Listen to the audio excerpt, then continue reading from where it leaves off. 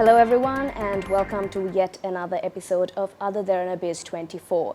Now, education is a contentious topic within Sri Lanka considering this current status of our country. Economic crises, financial problems and of course political instability has trickled down and affected the core principles of education in this country. Now, to speak on this issue and to speak on exactly how we're supposed to stride forward despite adversity in our country, we have a very dignified guest with us here today. We have Dr. Patrick Hemalal, the Director of International Institute of Health Sciences. Doctor, thank you very much for joining us today.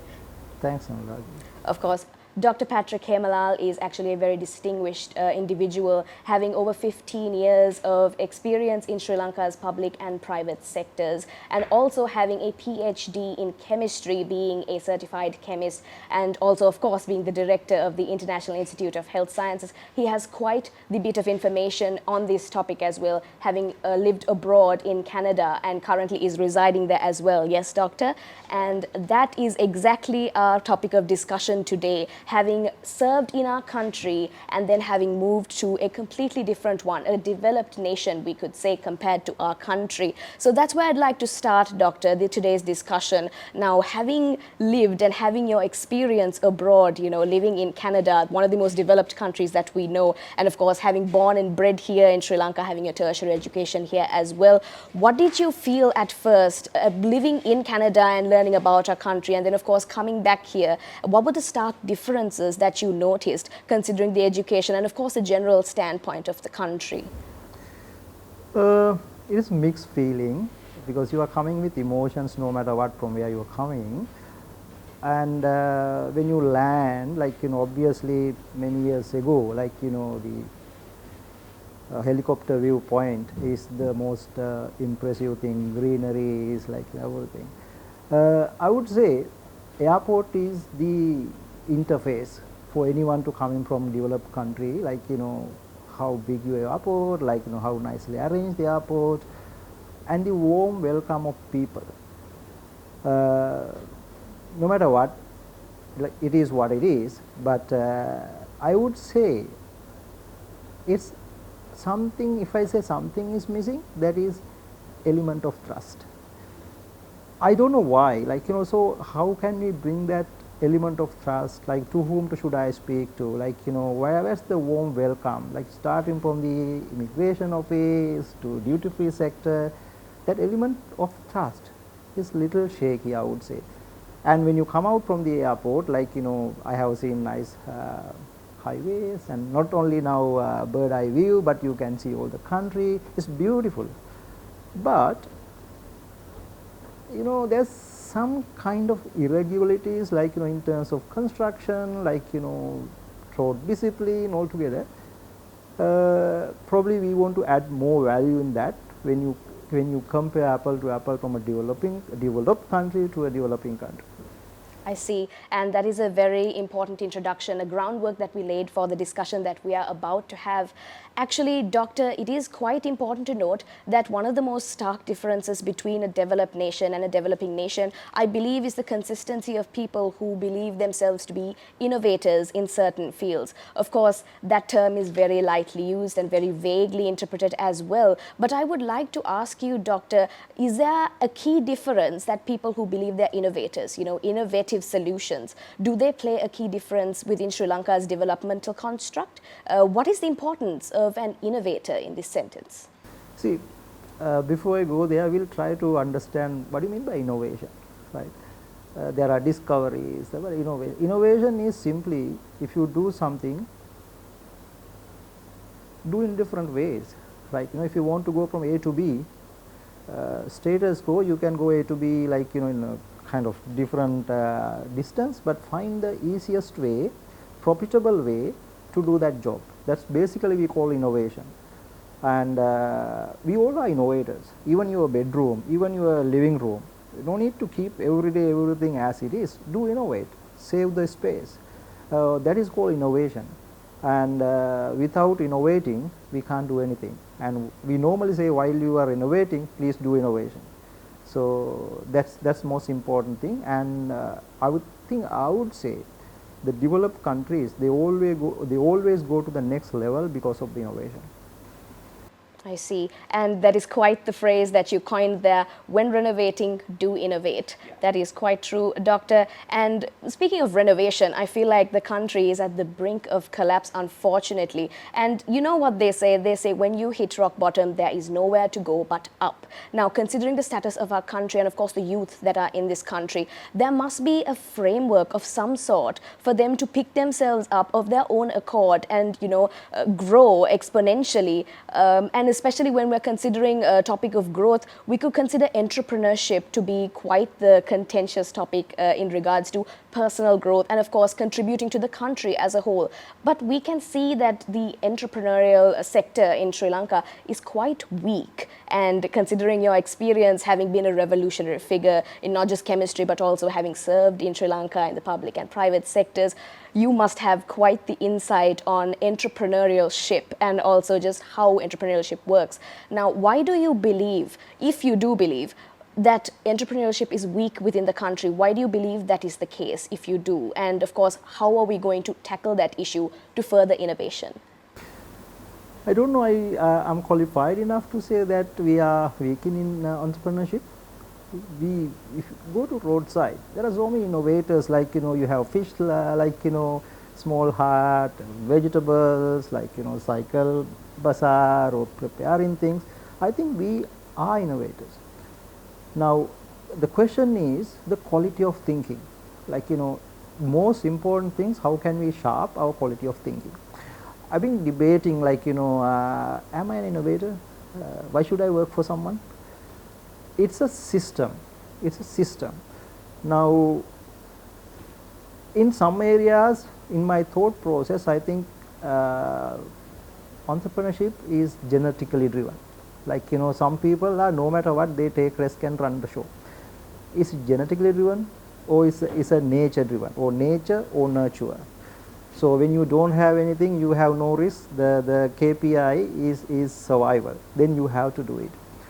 But I think innovation and entrepreneurship, all those things are interrelated, and it is system driven. When I say system driven, pardon me, I will take few examples and numbers. My numbers are maybe 10% plus or minus error because I didn't read recent statistics. Sri Lanka, we have 22 million population, and every year, if I am not mistaken, we get 350,000 babies. And these 350,000 babies, they, no matter what, they go to GC O-level level. And because we have free education, that means everybody has freedom to get the education, and it is given free also. And then every year, roughly there are 350 students are sitting for GCE A-level aiming universities. And tell me, Anuradhi, I don't know, I may be old enough not to get the experience. In your school, did anyone tell you how to start a business? Oh, unfortunately not. And did anyone tell you how to manage your profit and loss account? No. So it's theory. And when you 350,000 students, 3 attempts, they are sitting, and we accommodate only 30,000 or 35,000 students. So 315,000 still left. And our universities, probably 17, 18 government-owned universities, they are graduate factories. They take fresh raw material as A-level qualified and produce graduates. No sooner they come out, they go to street, we need jobs, we need jobs, we need jobs. We have to change that. Assume that if we can train through our education system, these 35 or 30,000 graduates are going to be job creators through the entrepreneurship. And they will provide jobs for whatever the leftover, right? 300,000 students. That's the point, right? And that is the triggering point. I get a lot of research students back in Canada. They don't want to work for someone. They write apps. They do something special, either bike clinic or something. They innovate, and they write apps. They sell someone, and they enjoy the life. And they don't want to work for them. Why can't we do that?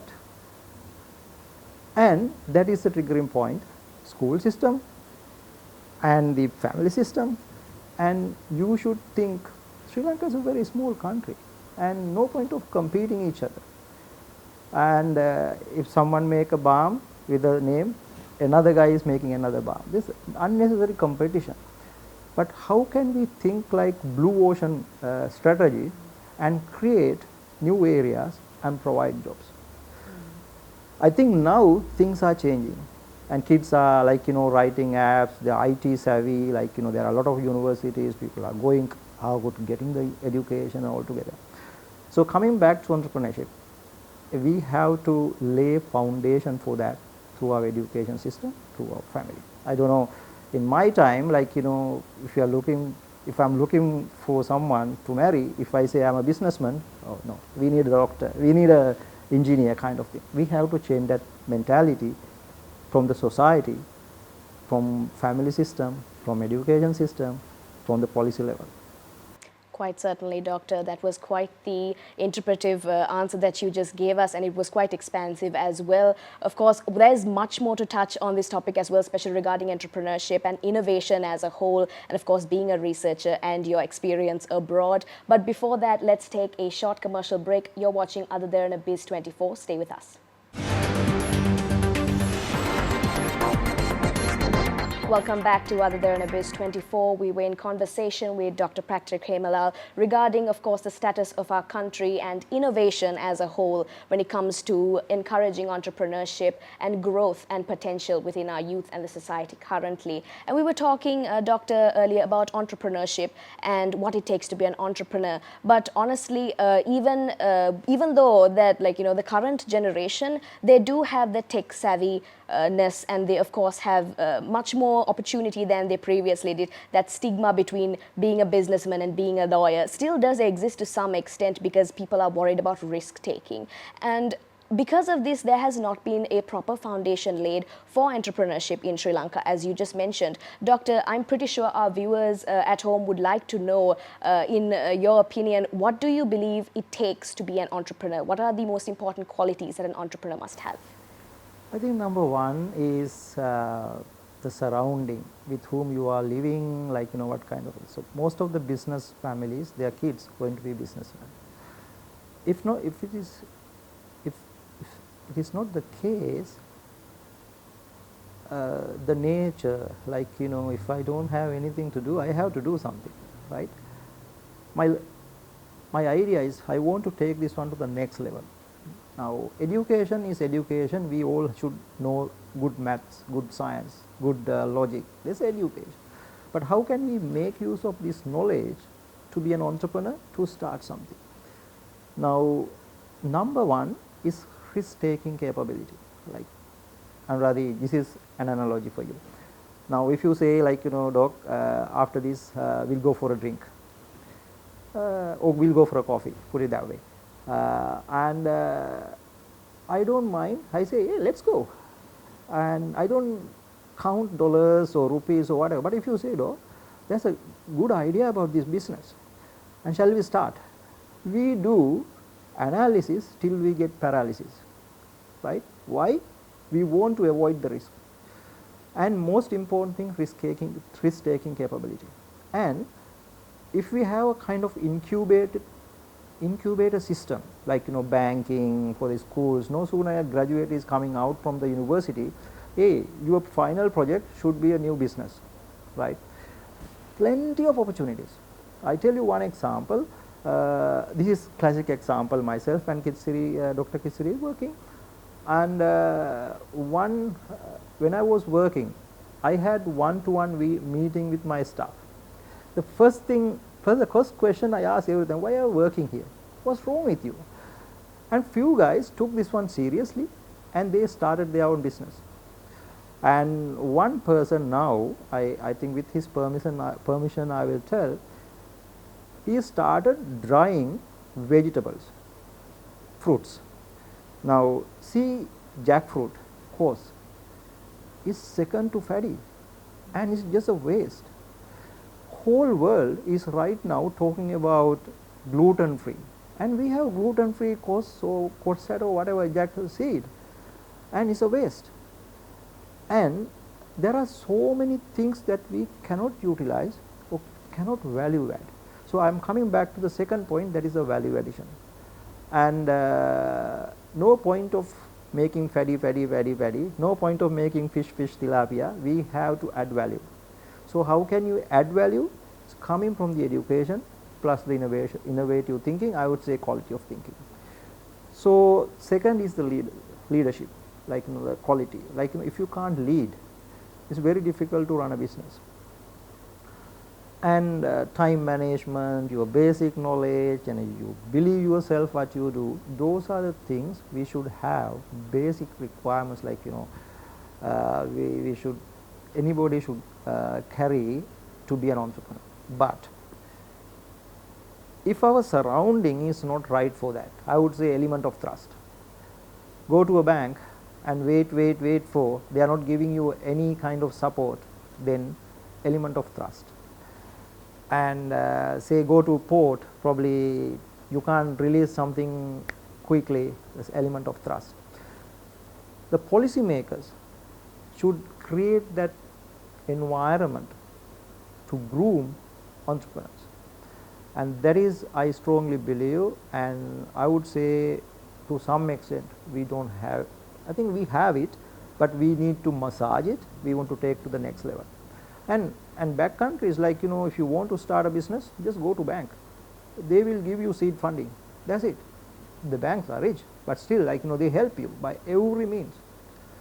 So we need that consultancies, we need that support for young entrepreneurs to be an entrepreneur. You don't need to be a billionaire, like earn considerable amount of money, give jobs for 10, 15 people and run the show. So, and if you don't need the business, you just sell it to someone.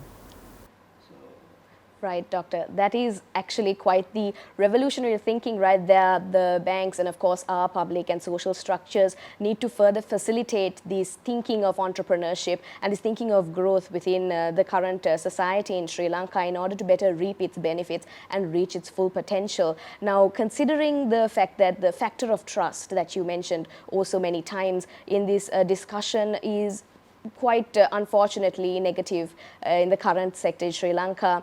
Now, considering the fact that entrepreneurship and innovation as a whole is not as encouraged as it should be, and the fact that we're currently in adversity right now, there has to be some sort of fail-safe measure in order to help to give a foothold. So what I believe is that adversity breeds opportunity. I'm not sure if you believe that, and Doctor, please forgive me for saying this, but in chemistry we have without pressure you won't get diamonds through carbon. I'm not sure if that was right. Yes. But relating to adversity and pressure, I feel like Sri Lanka could get an opportunity out of this adversarial issue that we have right now, the current crisis that we're going through. Is that the case, Doctor?